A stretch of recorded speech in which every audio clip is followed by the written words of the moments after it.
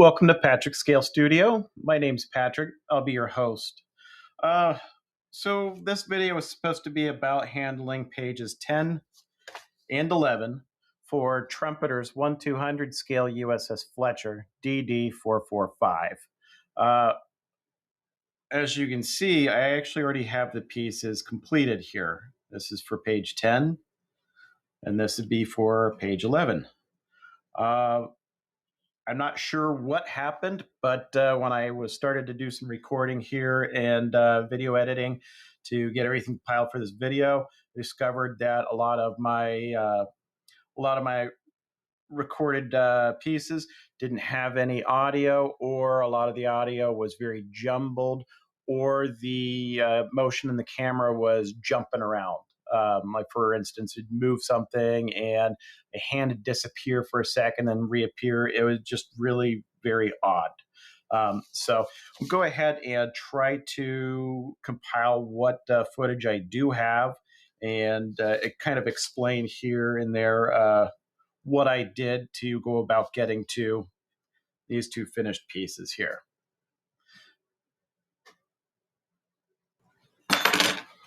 So the next segment here of the footage coming up is you'd have to pretend like none of this was already attached onto these parts here, but I had explained that I had already gotten the tops of these painted XF24, to me as dark gray, gloss coated it, put down the decals, gloss coated it again, so that I could go ahead and mask it up and get prepared here to add parts and then prepare everything for its painting. So just a quick explanation of what we're about to jump into next. Okay, so as you can see, I've gone ahead and gotten the tops of these superstructure pieces masked, and we're going to go ahead and start getting some parts put onto those. Starting with the piece of superstructure on page 10 here. And I'd like to point out there are some things besides the railings that we will not be putting on in this particular step right now, just because they have to be painted separately and put down onto the deck after we pull away the masking.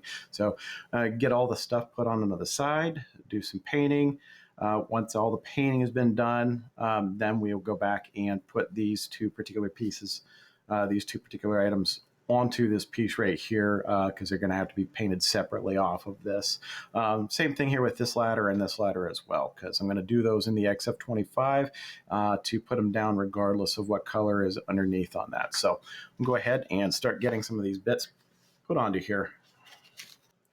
Okay, well, the footage of me putting on part B14 right there, I don't think was very good, and probably not even within your visibility here. So I'm just going to continue on. But yeah, that was real nice and easy. A lot of these parts are going to be real nice and easy because the locating slots go all the way through the part. So you can get the, to me, extra thin from inside this superstructure part, and it will wick its way to the part, allowing for a very good attachment to the main piece here, as long as we don't fiddle with it too much and cause it to be out of alignment. And so next is B31 right here, and fish that out. And yes, it is this part right here. Again, more ejector pin marks. So B31 is going to go right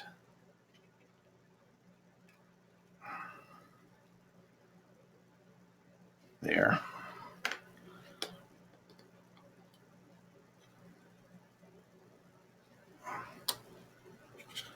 A bit extra thin right there.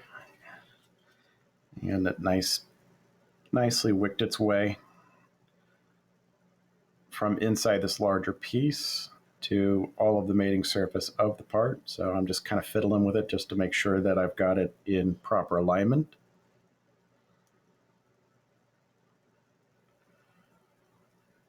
Here we go. The nice thing about it is you can get all these parts put on without all the paint getting in the way. So we've got a good plastic to plastic bond. and then afterwards come back and paint everything.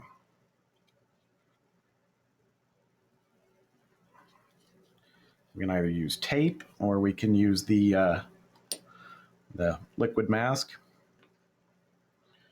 All right, next up is A20. It's this looks like rope reels here. So after we get this painted with everything else, then we can go back in and detail paint where the rope would be on those. It goes right there. Now those locating holes do not go all the way through, so go ahead and add a little bit extra thin into those locating holes.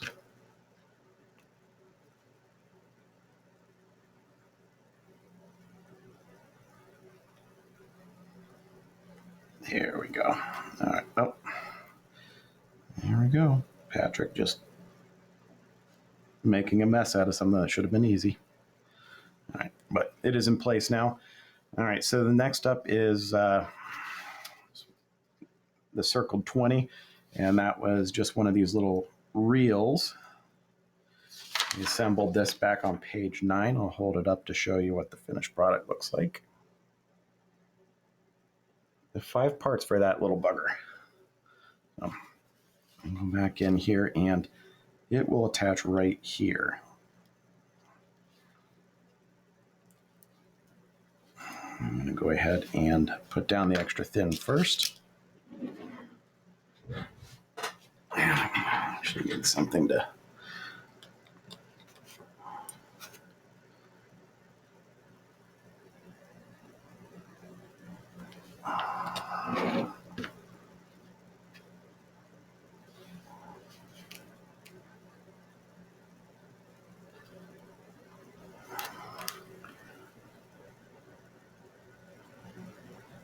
All right, that is firmly attached in place now.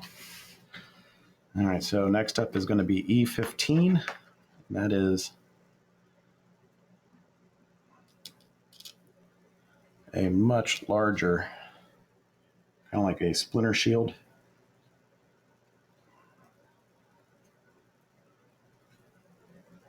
And that is going to go into place right there.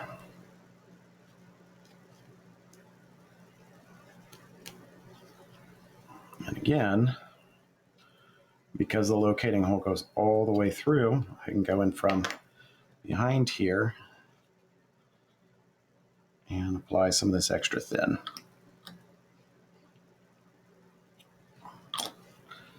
Now afterwards,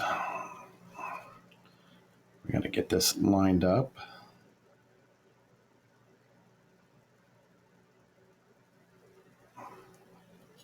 Then we can take some extra thin quick setting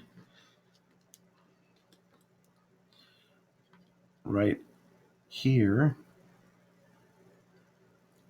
and that'll help hold that piece into alignment properly.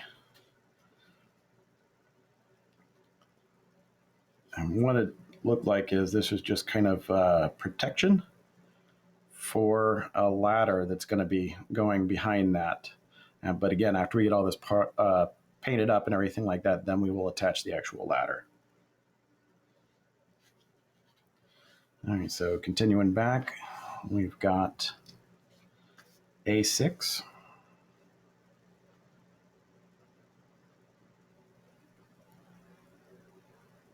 And it looks like it goes in this orientation. As you can see that, whoop, I need to hold on to this so it doesn't slip out. But as you can see here, there is an actual top and a bottom. This is being the top and this being the bottom of this part, where those locating pegs are not dead center. So I just want to make sure that we get that sorted out. And it'll go right there.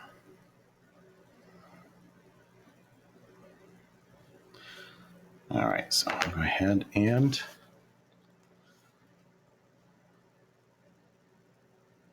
oh, geez, what a mess. Not sure why I'm so shaky today.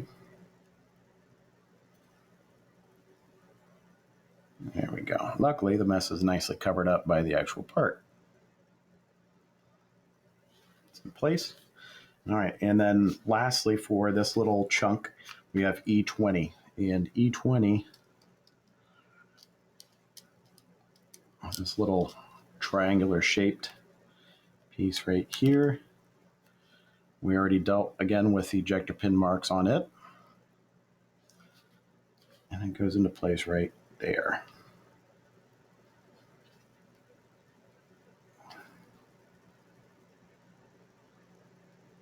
Come on. There we go. It's getting there. Easy enough again just to come from the inside. And it looks like we could have actually done that for that part A6. But again, luckily, the part itself masked over the swimming pool sized puddle of extra thin that I left on the part. And there we go. That's what that looks like now that we got all those parts right there on. So we'll move on to this right here. And again, we're going to leave off A14 because I got to paint those separately and put those on in place after the masking comes off. But the rest of this here, we'll go ahead and get taken care of. So this is not going to be so easy anymore because when we flip it over here, we've got parts that we're going to have to contend with on throwing this off of balance. So what we'll do is poke this through our foam. And now I don't have to actually hold the part. I don't have to actually concern myself with breaking that stuff off if I flipped it over on its side. And we can go ahead and get about putting parts in. So up front here we have part B16. I'll just put this right here. Everyone should be able to see that now, including me. And B16, I'll go right. Might just be easier to do it with my big clunky fingers.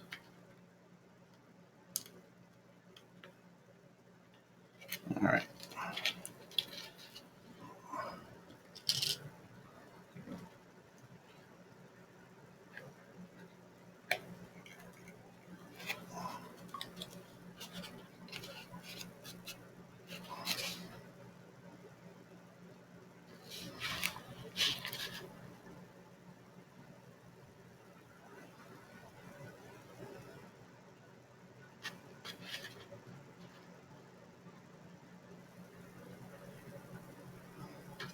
All right, so you can see what I'm trying to contend with here for lining it up.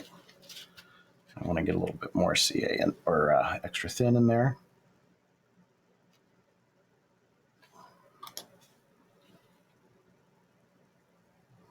There. I'm happy with how that looks now. And it'll be easy enough to get into all that spots with the airbrush. All right, so then next up is E14. It's another one of these shields.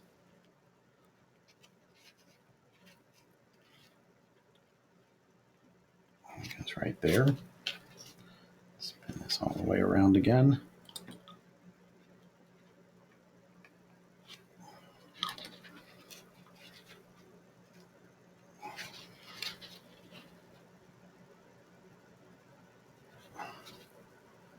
Okay, that looks good.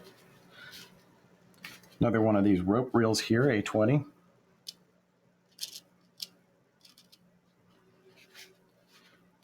And you see we're starting to get all the way back here, so that will go right there.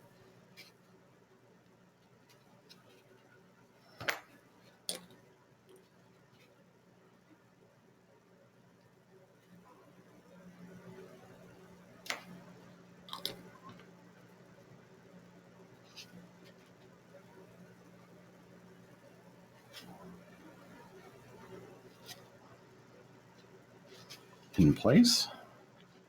Didn't hardly even put up a fight like the other side did. All right, now we've got, this is mislabeled. That should be a circular 20 like that. 19 on the page 9 was actually 20 millimeter Oerlikon assembly. All right, so that goes. And again, it's just one of those reels consistent of 5 parts.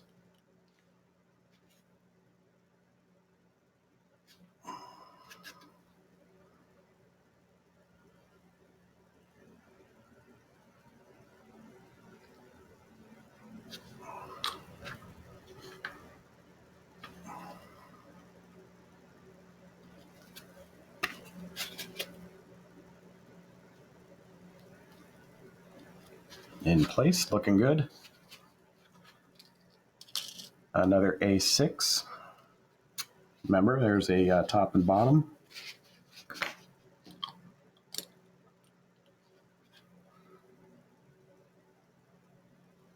A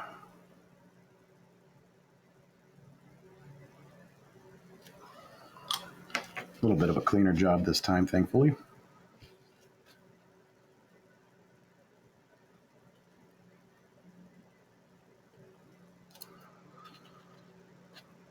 All right, and that leaves us with B9 as the last part. A small surprise to ejector pin marks there.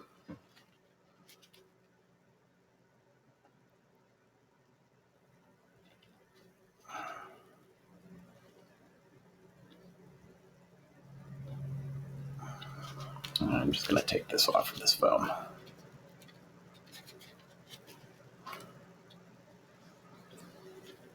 And that one does not go all the way through. Too much.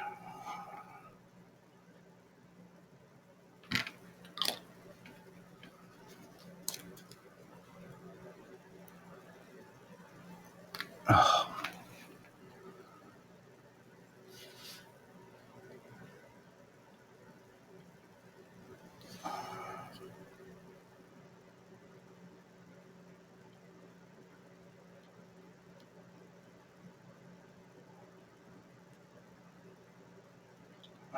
Okay, it's in place now.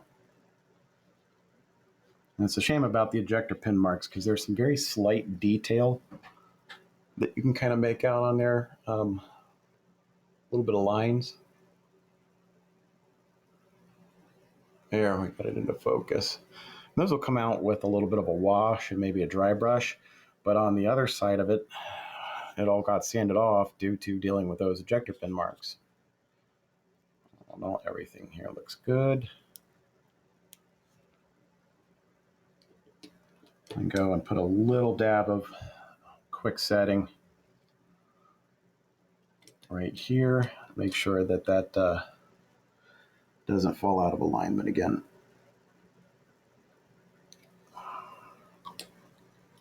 Maybe just a touch more.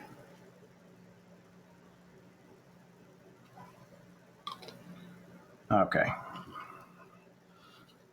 That's set. Everything here looks to be pretty good.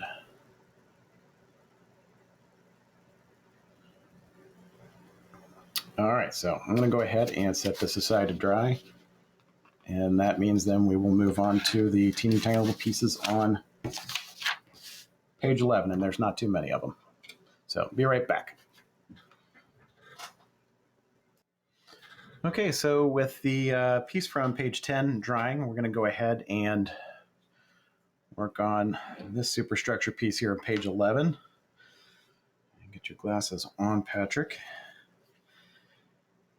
And we're going to start here with B7. And B7 is interesting in how it lines up. It lines up right here on the very corner. And after we get this in place, I think we're going to have to do a little bit of gap filling in order to get it to kind of blend in. Because I think the idea there is that's supposed to be kind of one seamless wall.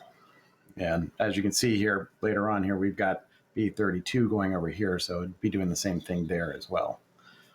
In order to get that to sit in place, I'm going to go ahead and use the quick setting. I'm not overly concerned about how much goes on there right now, because again, we're going to be doing a little bit of work on this to make it blend in.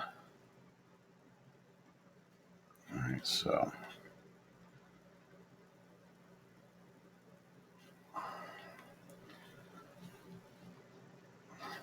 it's in place, lined up, and just a little bit more, a little bead on the inside of it here. I'll put some right here as well. Maybe the cement will help fuse that plastic into looking more like one bit or one seamless wall. All right, and then we are on to C31. You can see it looks pretty much identical to E19. I don't know why they didn't just mold two of them like that, but C31 goes right here. C31 or E19, whatever you want to, whichever one you want to use.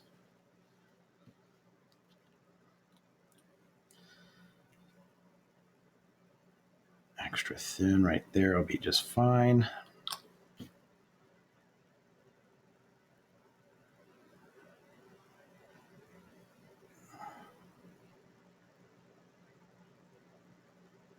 Okay, so that's the first bit of page 11 out of the way. On to the second bit, which is, flip this around a little bit. I'll go ahead and start with B32. Same deal.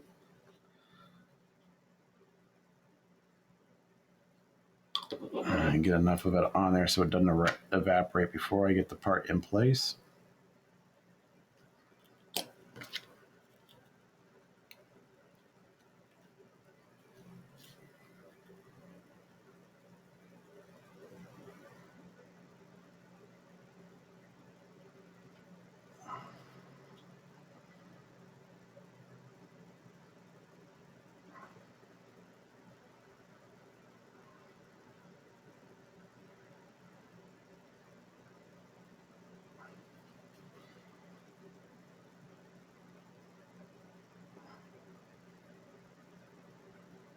All right, so again, a little bit of a quick setting right there on the inside of that.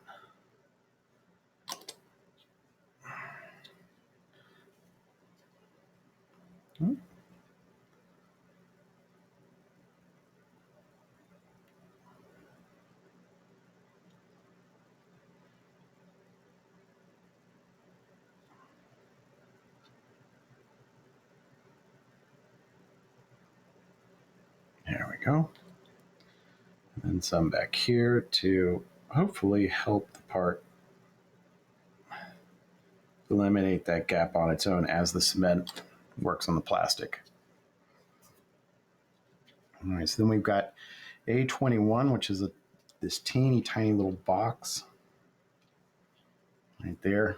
It's just minuscule.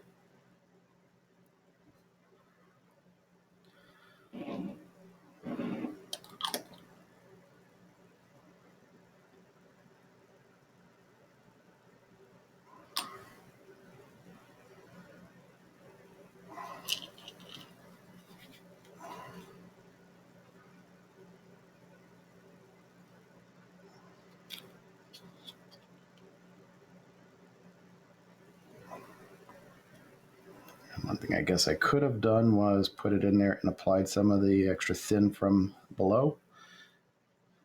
Hindsight, right? All right, and we'll call this one E19, even though it very well could be that C31. And it goes right there.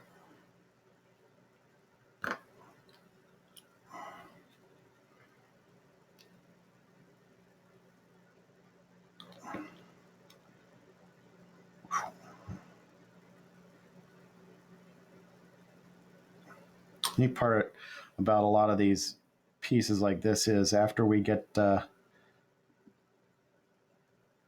base coat down, then there's going to be like a lot of little detail painting and stuff like that, like these hoses draped right there. We'll go in and hit those with a little bit of buff. All right, that's on there. And then a lot of the detail that'll just really come out here with a panel line wash. All right, so I'm going to go ahead and put on A21. B54 is a part that I'm going to be leaving off along with this reel here. And that's just because, again, I don't want that to get in the way of the masking, and that can't go on with the masking in place. But we will go ahead and get A21 put into place here. It goes right here on the front.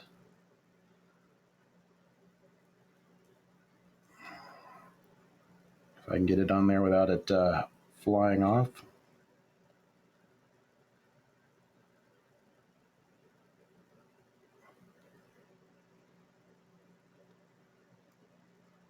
All right, we're going to have to use tweezers on that.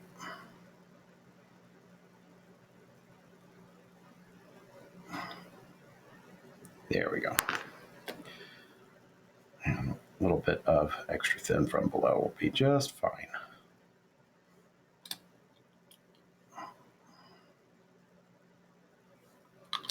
Now it's in place. All right, so this has got to dry, and our next step here is going to be airbrushing XF25 onto both of these on the sides, coating everything. After that dries, then we're going to mask it off and put in the XF24. So I'm going to go ahead and let that stuff set up and dry in place, and we'll be right back after these have gotten the XF25 paint. Okay, so we've gotten the two superstructure pieces, the base pieces painted here in XF25. That back wall where I blended everything in turned out very well. And again, all I did was just use some of this Flexi 5KCA and filled in the little seam lines there and sanded it smooth until that stuff disappeared largely. But yeah, as you can see, looks good. Same thing for here. I was even able to get inside these little recesses areas.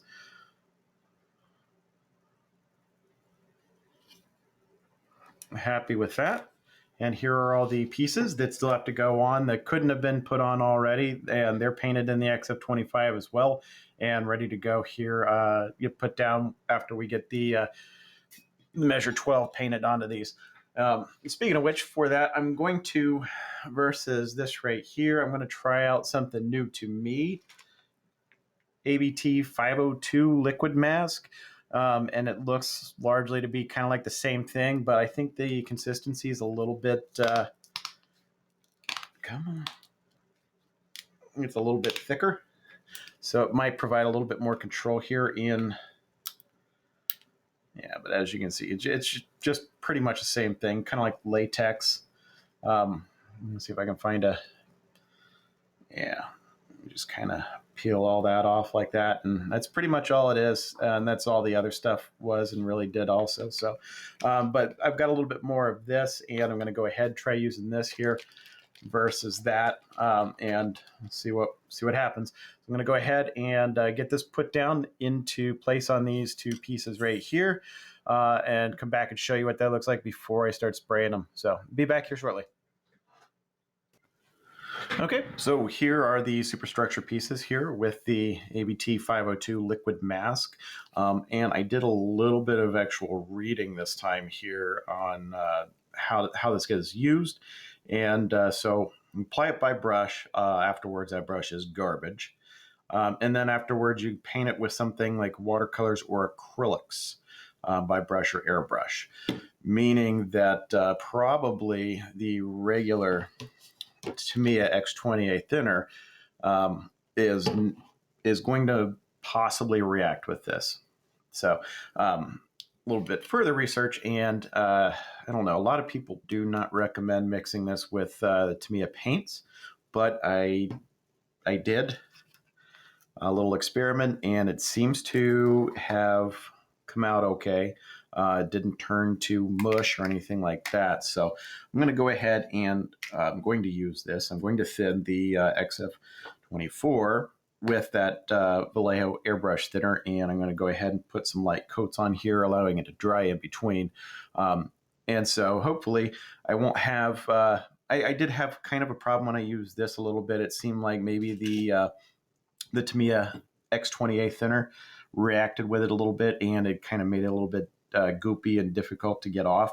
And I would like to avoid that kind of trouble and hassle with this right now, this time around. So I'm going to go ahead and get the XF24 sprayed on there, and we'll be right back afterwards to show you what everything looks like.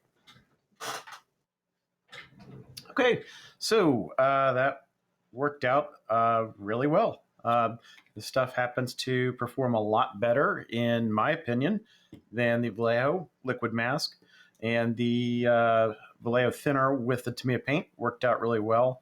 There was some kind of odd reaction underneath the tape right here. I sanded that out a little bit.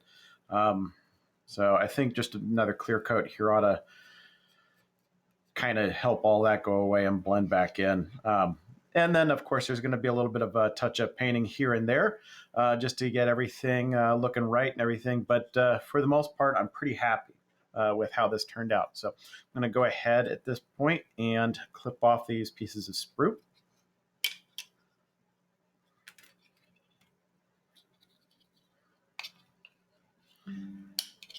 Next thing I'm going to do is take care of a little bit of the corrective painting here. Just, you know, any little touch-ups and stuff like that. And when we're all done, when I'm all done with the touch-ups, we'll come back and start putting on the rest of the pieces here for page 10 and 11. So be right back here when that's all taken care of.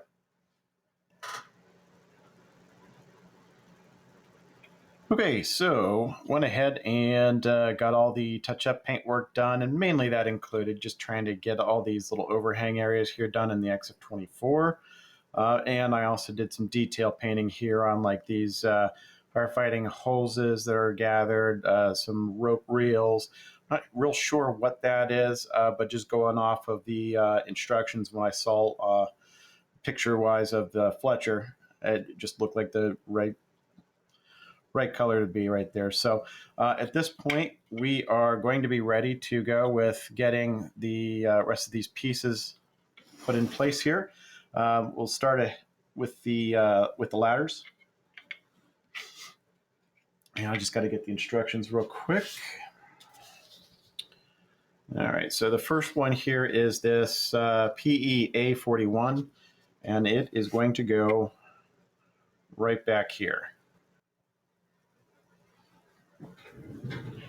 Well, I had recorded myself putting the rest of these parts on, the railings and everything included.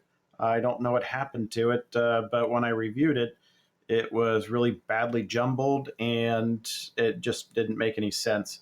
Everything was kind of jumping around, so I think my computer was having some personal issues at the time of the recording. But that is the completed assemblies for, this is for page 10. Carefully. And this right here is for page 11. And I get both of these a little bit closer here. These railings were not the most fun to put on, but in the end, they did what they were supposed to do. So they are in place now. And we'll go back to this one here for a little bit closer. And those railings were very, very fragile. It just seemed like just sometimes a bare breath could bend them in an improper way. So I'm glad they're in place right now. I'm not looking forward to the other railings in more to the back of the ship that are like this. Those will not be fun to put into place. But at any rate, that is pages 10 and 11 complete. So the next steps here on this are going to be putting this stuff down on the ship and then putting in place some ladders, a crane, and some sort of a pipe. And then, again, there's those railings I was talking about that are not going to be any fun to put down. So in the meantime, kind of what I'm also going to be doing while I get some of this stuff cut out and painted, prepped, and attached is I'm going to be clear coating all of this in gloss clear so I can give it a panel line wash with some oils. Same thing with this right here. And then same thing from our assembly from page 9. So again, I can really get that detail to pop. I can dry brush some of this stuff, bring out some highlights and everything like that. And then we got to get it all wrapped up on the ship again as well. So that'll be, we put that down. The ship will have had its final gloss clear coat and panel line wash in the places before where where I got the moss and the salt streaking on there. And also have to still clear coat the top of this with all the new pieces, so I can also put that panel line wash on them as well. And then after that, most of this stuff isn't really going to need it. That one might, but a lot of these railings and the pipes won't really need anything like that. And so I think for our next video, we're going to go all the way up through page 15. And then 16 on will be a whole other video as well. So I think that's the plan right now. A lot of clear coating, a lot of panel line washes. A lot of it's very, very not interesting to watch. So I'll try to do what I can off camera that doesn't really need any preparation or setup, or is not special enough to really focus on. So that when we do come out to the next video here, it'll be kind of cool seeing those parts go down. These parts go down right there, and then these railings go down. That's the plan, at least for now. As always, things can change. So if you have any comments, questions, or concerns, please feel free to leave that feedback for me in the comment section below the description of the video. As always, thank you very much for watching, and until next time, stay safe, happy modeling.